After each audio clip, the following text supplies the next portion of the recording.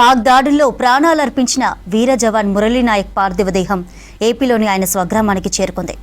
శ్రీ సత్యసాయి జిల్లా గోరంట్ల మండలం కల్లితాండాకు ర్యాలీతో చేరింది. అమర జవాన్ భౌతిక కాయానికి నివాళులర్పించారు మంత్రి నారా లోకేష్. కుటుంబ సభ్యులను ఓదార్చారు. అంతకుముందు గుమ్మయ్యగారిపల్లి నుంచి కల్లితాండా వరకు దాదాపు 300 వాహనాలు, ప్రభుత్వ అధికారులు, ప్రజాప్రతినిధులు, వేల మంది ప్రజలు అమర జవాన్కు నివాళులర్పించారు. మురళీ అమర్ రహే అంటూ నినాదాలు చేశారు ప్రజలు.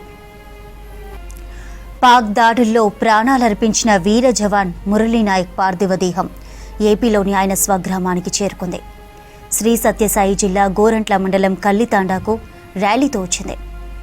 అమర జవాను భౌతిక కాయానికి నివాళులర్పించారు మంత్రి నారా లోకేష్. కుటుంబ సభ్యులను ఓదార్చారు.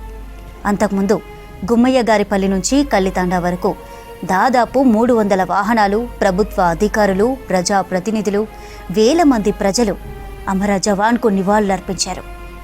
మురళీ అమర్ రహే అంటూ నినాదాలు చేశారు ప్రజలు. పాక్ దాడుల్లో ప్రాణాలర్పించిన వీర జవాన్ మురళీ నాయక్ పార్థివ దేహం ఏపీలోని ఆయన స్వగ్రామానికి చేరుకుంది.